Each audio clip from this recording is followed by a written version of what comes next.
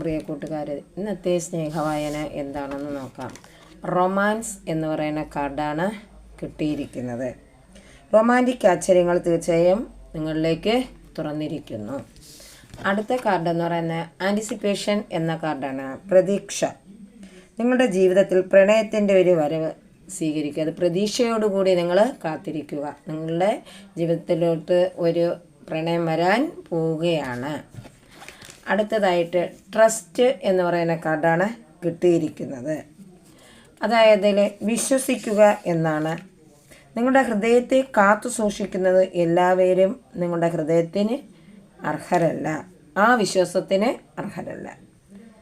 നിങ്ങളുടെ ഹൃദയത്തെ നിങ്ങൾ തന്നെ കാത്തു സൂക്ഷിക്കുക. നല്ലൊരു ദിവസം നേരുന്നു. നന്ദി, നമസ്കാരം. എൻ്റെ വീഡിയോ കാണുന്നവർ സബ്സ്ക്രൈബ് ചെയ്ത് കാണുക.